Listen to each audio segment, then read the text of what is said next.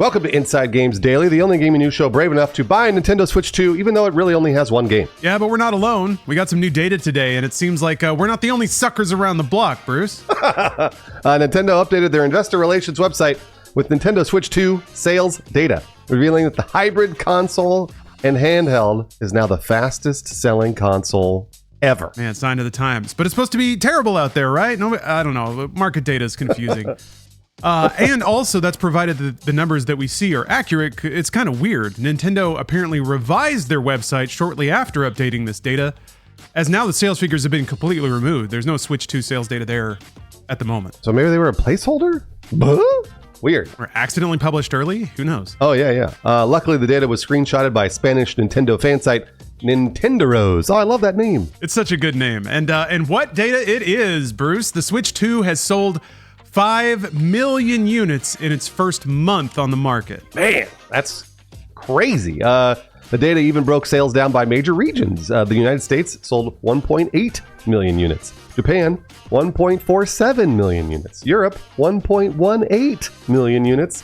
And then other territories, 550,000 units. And because Nintenderos or bros, they provided comparisons for us, well, some of them, so we only had to look about half of them up, but this is still really interesting. The PlayStation 5 took 2.5 months to hit 5 million sales. Man, and Switch 2 did it in 1 month. The original Switch hit 5 million sales in 4 months. All right, now to take down the top ranks here, because the Nintendo Switch is actually the third best-selling console of all time. The top-selling console of all time, the PlayStation 2, only hit 1.4 million sales 6 months after its worldwide release. Wow, jeez. And the second best-selling console of all time, the Nintendo DS, broke 5 million sales 4 months after launch. Not 1 month like the Switch 2. And yet, no games! I mean, we got Mario Kart, we got Fast Fusion, Fantasy Life I guess. But this kind of defies logic, right? Traditional logic would tell you that you need exclusive games to sell hardware. Yes, but maybe there's a simple answer to this. Nintendo just managed to actually make enough consoles this time around. So last time, they just didn't have the consoles for the demand, and now they do. Yeah, we're old enough to remember all the way back to 2017. Yeah, it was a bit of a phenomenon. People couldn't find Switches anywhere, leading to the age-old accusation that Nintendo had intentionally withheld stock to drive up demand. I get from a consumer why somebody might think that, but I guarantee you Nintendo would rather have your money than your fervent desire to buy a console that they weren't able to make for you. Yeah.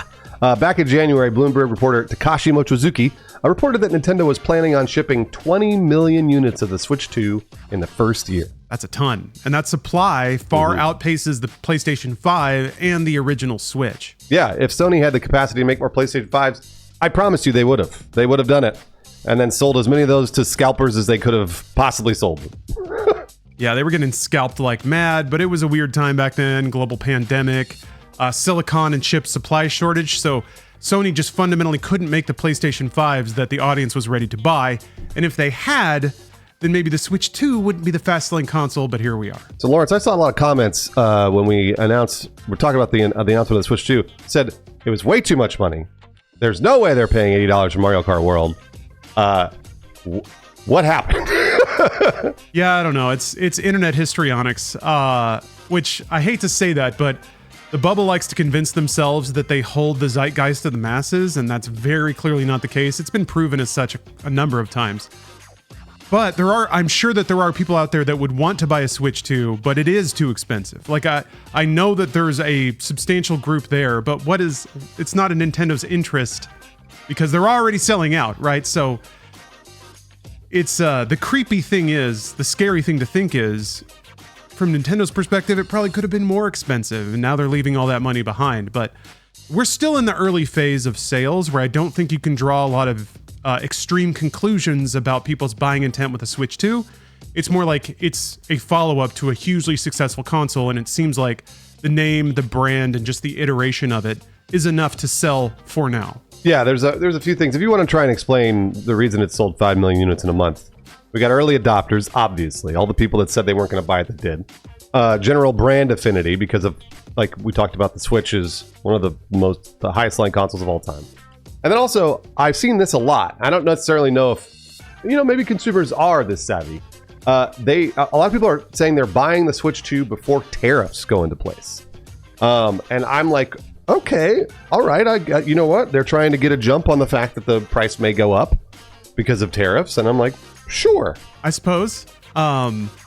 If somebody doesn't have the money, the prospect that something might get more expensive later wouldn't motivate them to buy it now, unless they actually do want it. And like, this is just the thing that, it's the excuse that they use, or they put it on credit, buy it on debt, which is, Americans love doing that. So yeah, I can't say for sure. I think it's just another instance where the narrative that the internet comes to a consensus on doesn't really represent the general buying populace. Still, though, kind of like you mentioned, we are still in the early adopter phase. I think the real question is going to hit when Switch 2s are saturated on store shelves, and then the software actually has to convince everyone else to buy one. What's going to happen then? Well, that's what I'm curious to see, because this seems like a chess level rollout from Nintendo. They seem to be taking advantage of every advantage they've got, which is to say they're not firing all guns at launch in terms of software. Either they don't have the system sellers ready, or they're going to pace them out. And that's my theory, is that they know that they've got the early adopters, they know they've got their diehards, but the console's not a success yet, just because Nintendo was able to make enough to get this title. It'll be a success 3 years from now if people are still buying it. You're absolutely right. I think not only they had 3 years to plan the release of this console, so they took their time and did this exactly right. And I do want to address a lot of the comments because, like I told you, I love reading the comments of Inside Games. I read the comments of our videos every single day, and I saw a lot of complaints about the fact that it was $450 when we first talked about it, and that Mario Kart World was $80. I have now seen complaints that people have scaled back. They said, no, the Switch 2 was never too expensive. Only the game was too expensive. All right, okay. Well, I'll give that to you. Sure, no problem. I've also seen a lot of comments, Lawrence, about you and I, because we talked about how the system was too expensive. If we said, hey, the system's too expensive, don't buy it. You know what? If you're complaining here on the internet, make sure you put your money where your mouth is and don't buy it. Obviously, that didn't happen. And everyone said, well, Bruce and Lawrence, it's your fault because you bought the Switch 2. And I'm going to say this again. It is our job to do this. It is our job to have a Switch 2 at launch and talk about the games and the system and the whole thing. It is not your job. So if it is your job, then I guess you have a point. But it's like, like 5D chess out there where they're like, you said not to buy it and then you bought it. And I'm like, well, it's our job. And they're like, well, yeah, but then you shouldn't buy it at all. You should stand with us. And I'm like, well, then how am I going to tell you if it's good or not? That's my job. So there's a lot of coming back on the original Switch 2 is not going to sell at all. It's too expensive. To now the game, only the games are too expensive, and also it's your fault, Bruce and Lawrence. I think the idea of attaching principles to a purchasing decision is a bit silly. Yeah. Especially given the state of the American consumerist economy. The market shows over and over again that they do not attach principle to what they spend money on. This is a charge topic, but take a look at Harry Potter. I think most people don't give a shit or aren't aware, or it's just not a topic that matters to them. Trans rights, that is. So people pack into Universal. It's just not an issue. If you're online, abide by your principles 100%. Okay? But I don't have those. I can think something is too expensive and also still buy it. A lot of people do that. And I think that's the case with the Switch too, especially given its kind of anemic launch lineup. I don't think it's necessarily worth $450 or $500 just to play Mario Kart, but you're buying into the future of a system, and that's what you do every time at launch. So to get so up in arms about it, this is already foregone. I remember saying this leading up to the Switch 2. I have yet to see any consumer electronics that prices itself out of the market. Like the PlayStation 3 might have been that at launch a long time ago. I remember with the 3DS, actually, Nintendo knocked the price down pretty shortly after launch and did a big apology tour about it. But man, ever since, the early 2010s, not only has consumer electronics gotten cheaper, which is not to say it's cheap, all right? If you can't afford electronics, this is not an indictment of you. I'm speaking purely about the math and how people spend their money. There's a lot of people out there with a lot of disposable income, and consumer electronics manufacturers have yet to find the bottom of that well. I think like cell phones, the fact that they sell year over year, I think they're starting to plateau a little bit, but still, there's a lot of people who just buy the next iPhone because it's got a bigger number on the end and they appreciate that ritual. So that's where a lot of people are, and that sucks shit. If you're struggling to make rent, you don't want to hear about that. But that's what's influencing the market as far as I can tell. So yeah, there's a lot of assholes like me out there who are like, this is expensive and not worth it, but also bought one. Because, you know, I'm a lifer, I'm an enthusiast. It's my job because I do this shit. I don't buy it because it's my job. The game life chose me, I guess. So that's me. And I assume there's a lot of people like me out there. I don't know that there's 5 million. At that speed, I start to think this might be bleeding over into more like common sales. But I don't know. Nintendo enthusiasts, there's a lot of them out there. So yeah, if you are mad about having to spend $450, I empathize. You don't have to do it, but everyone else is. And even if you're standing on your principle, I'm sorry to say there weren't enough to force Nintendo to move around, at least not yet. That's absolutely true. I'm the opposite of Lawrence, by the way. I would never have bought the Switch 2 if it weren't for my job. Never in a million years. There's nothing to buy it for. I don't want to play Mario Kart once a month or whatever. I don't care. It doesn't matter to me. So just so you know, if with my own buying habits, I know I never would have spent the money on the Switch 2 at launch. Maybe eventually down the road if they release like Donkey Kong Bonanza and then we got a new Mario game and all these other games that I'm like, ooh, all right, like a new Zelda. I'd be like, yeah, okay, all right, I'll buy a system. But that's like 3 years down the line. So I never would have bought this at launch if it weren't for my job. Just so you're aware. And also, like Lawrence said, it's like, I really do think, in my opinion, I think you can stand on principles with your purchases. However, it's really hard to do. It's really, really hard. And you have to do a lot of research and care a lot. So keep doing it. If you do and you care, well, do it. It is the only way that these companies will listen to you. It truly is. Reddit comments and all that other stuff, it's pretty rare that stuff changes things sometimes, but very rare. The thing that changes things is when a system doesn't sell. And then Nintendo lowers the price like they did for the 3DS. That's how you do it. It's not going to happen with a Switch 2. Yeah, I tend to think that those kinds of movements are beyond and outside the vocal range of internet media enthusiasm, which is where we're at. Like spamming chat on a Nintendo stream, remember, lower the price.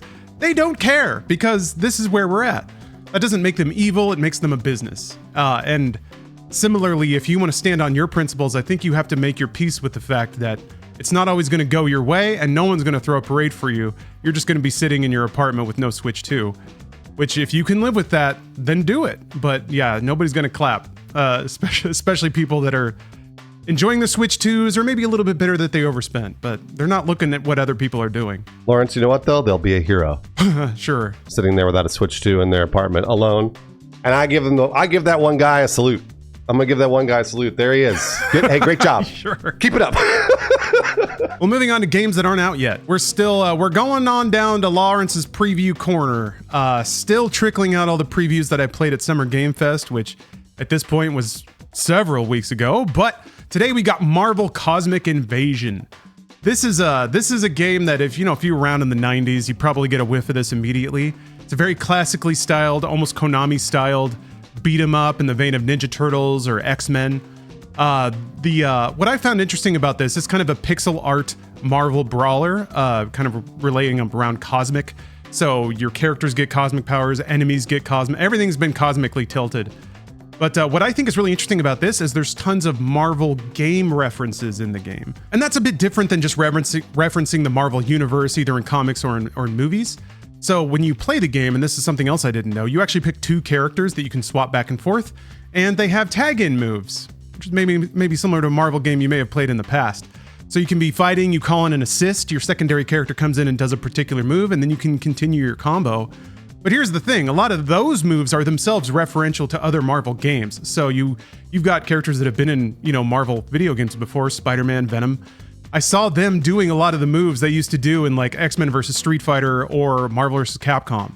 There's even Venom even did like a smash from like Maximum Carnage, and I'm like, shit, I know that. And then the guy demoing it was like, well, you do, but we can't say one way or the other if anything came from it. He was being coy about it. But that's what I find really fun, is that not only does it reach pretty back deep into like Marvel references. For example, in the first stage, I am a big fan of Spider-Man's just F-tier villain roster because he's got a lot of losers that he fights against. So the Beetle, one of the more losery Spider-Man villains, is in the background throughout the first stage, just getting his ass kicked because there's cosmic invasion enemies, like these little bugs that are swarming around. So he's just getting trounced the whole stage in the background. It's, I think, kind of a joke to how shitty the Beetle is. But then at the end, he gets infused with like cosmic power and becomes a boss. So you beat him up. But I think that's kind of indicative of some of the charm of this game, is that it kind of understands and even has some meta commentary on not only Marvel, but has a pretty wide spread of its characters, but also I think some pretty deep video game references that I found very, very charming. You got T. Lopes doing the soundtrack. They did Streets of Rage 4, Sonic Mania, Ninja Turtles Shredder's Revenge. So it did incredible work on all the games they've worked on so far. So I think they're going to knock it out of the park here. And then, just the pixel art animations, it's all there. It's fun to see a bunch of characters. Wolverine is in his like 80s yellow and brown. Again, kind of throwback to the X-Men beat 'em up, where it was much more 80s styled and kind of corny. So I like that it's the cheesy, campy side of Marvel beat 'em up and even video game beat 'em up standards. This sounds awesome, actually. This sounds like a retro throwback type of fun little game that's actually supposed to come out later this year, they said. There's no release date yet, but later this year, meaning 2025. So yeah, I can see it being a fun time. You sit down with a bud, you both play your heroes, you both point out all the references you identify, and then you listen to some good music and beat up some thugs along the way. So thank you, Emu, for inviting me to preview the game, and look forward to it. We'd like to thank 2 special patrons that support the Inside Games Patreon every single month. They bought 2 Switch 2s each. That's like 2 times 2 times 2. I want to say it's like 16 Switch 2s. Monkey Butlers and Flavbo, thank you very much for supporting us and Nintendo.